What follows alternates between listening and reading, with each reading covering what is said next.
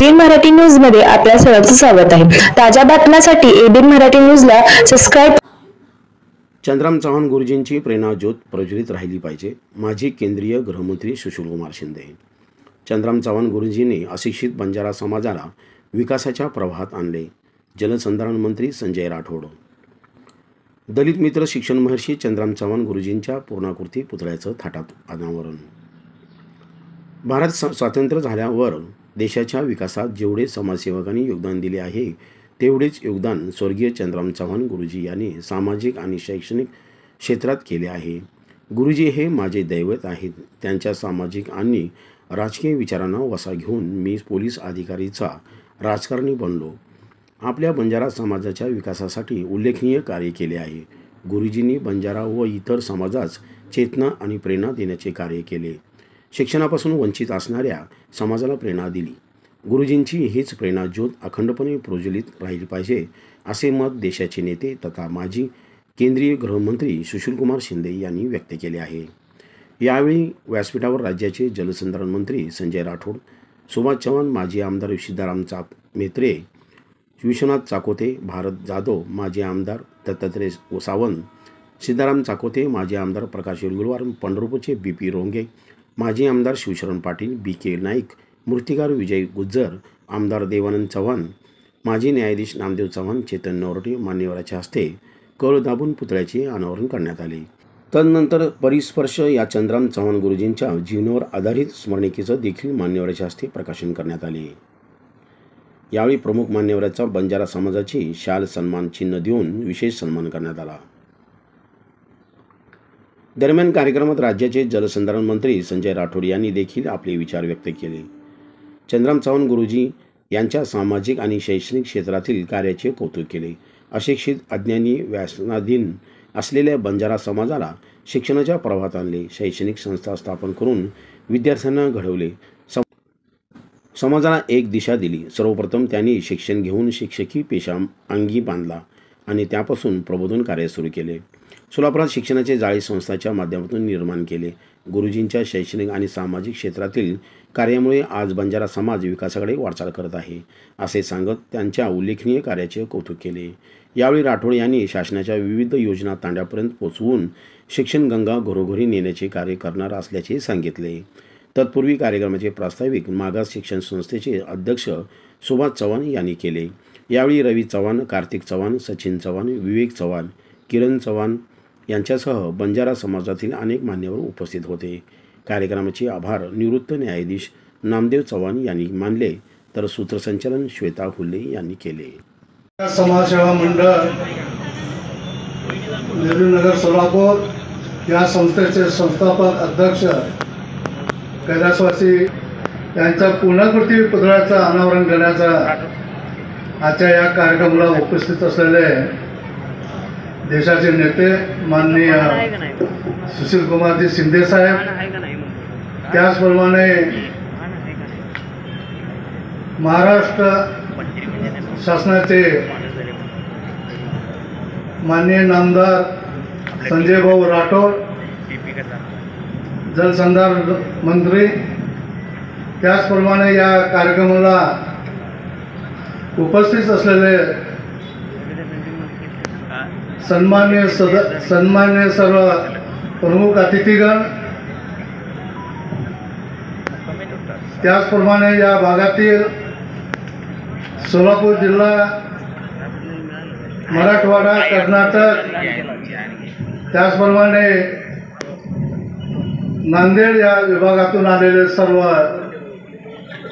गुरुजींना मानणारे जे त्यांचं कार्य समोर ठेवून काम करणारे सर्व त्यांचे अनुयायी, कामामध्ये आपल्या देशाचे नेते माननीय शरदचंद्रजी पवार, त्याचप्रमाणे सुशीलकुमारजी शिंदे साहेब यांचं तर भरपूर अशी साथ मिळाली आहे। ज्यावेळी आपल्या महाराष्ट्राचे मुख्यमंत्री माननीय नामदार कैलासवासी वसंतरावजी नाईक साहेब यांच्या मार्गदर्शनाखालून हा विस्तार करण्यासाठी ज्यावेळी गुरुजींची ओळख झाली त्यावेळी नाईक साहेबांनी म्हणत होते, गुरुजी आपण आपल्याला कुठलं पद पाहिजे किंवा कुठलं आपल्या शासनामध्ये यायचं आहे का, अशा पद्धतीनं विचारणा करत असताना सुद्धा गुरुजी म्हणले मला राजकारण नको आहे, मला समाजकारण आणि आमच्या भटक्यांचं आणि बंजारा समाजाचं एकंदर त्यांचं शिक्षणात त्यामध्ये आणून त्यांना एक नवीन पायाभूत असे त्यांना बनवण्याचं काम मला करायचं आहे. त्यावेळी मग नाईक साहेबांनी सांगितलं त्यांना, ठीक आहे आपण या कामासाठी आपण सतत आमच्याकडे या, कारण मी शासनामध्ये अडकले असल्यामुळं मी बंजारा समाजाकडे जास्त वेळ देऊ शकेल का नाही, अशा पद्धतीची त्यावेळी नाईक साहेबांना अडचण आली होती. म्हणून काही महाराष्ट्रामध्ये स्वर्गीय रामसिंग भानावजा असतील, त्याचप्रमाणे बाबूसिंग राठोड, रणजित नाईक असतील, प्रतापसिंग आडे असतील, असे बरेच कार्यकर्ता नाईक साहेबांनी निर्माण केलं आणि या बंजारा समाजामध्ये आणि व्हिजंटीच्या लोकांसाठी विविध असे आश्रमशाळा, वसतिगृह या माध्यमातून त्यांनी शिक्षणाचा प्रसार केला. आज या सगळ्या लोकांना नाईक साहेबांच्या प्रेरणेला आज मोठ्या प्रमाणामध्ये विद्यार्थी म्हणा, अनेक ठिकाणी असे कलेक्टर मोठ्या असे पदावर काम करत आहात.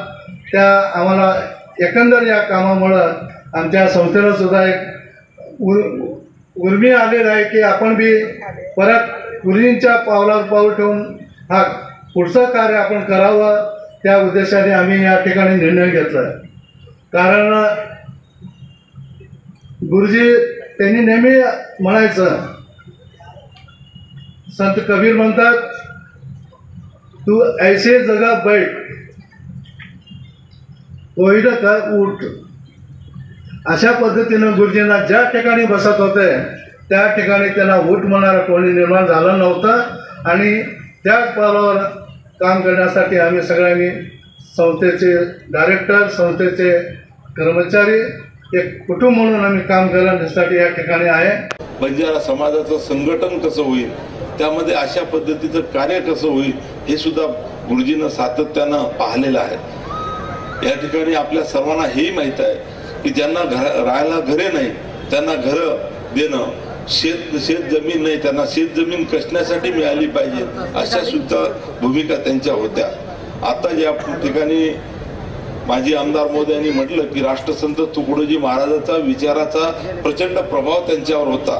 चंद्रराम गुरुजी या ठिकाणी भजन कीर्तनाच्या माध्यमातून समाजाला खऱ्या अर्थानं अध्यात्माकडे कसं नेता येईल, या ठिकाणी तांड्यातली व्यवस्था कशी सुधारता येईल, या दृष्टीने खऱ्या अर्थानं त्यांनी प्रयत्न केला. आपल्या सर्वांनाही याची कल्पना आहे की 1974ला स्वर्गीय वसंतराव नाईक साहेब हे मुख्यमंत्री असताना गुरुजींची एक इच्छा होती की ते नेहमी वसंतराव नाईक साहेबांना सांगायचे की प्रजासत्ताक दिनाच्या दिवशी दिल्लीच्या परेडमध्ये बंजारा समाजाचं नृत्य सादर करण्याची आणि त्या ठिकाणी त्या पद्धतीचं सादरीकरण करण्याची त्यांची इच्छा होती. माननीय तेव्हाचे तत्कालीन मुख्यमंत्री वसंतराव नाईक साहेबांच्या मागे लागून त्यांनी अशा पद्धतीचं सादरीकरण केलं आणि या माध्यमातून संपूर्ण देशाला बंजारा समाजाची ओळख या ठिकाणी झाली. सुभाष, मी तुम्हाला एवढा सांगतो की कधीही तुम्हाला अडचण आली तर आम्हाला सांगत चला. तुम्हीच असे नाही पण तुमचे सगळं कुटुंब, भाऊ बहीण सगळे आम्ही तुमच्या बरोबर आहोत आणि बरोबर राहू. ही चंद्रराम गुरुजी हे आमच्याकरता हे प्रेरणा होती, ही ज्योत होती.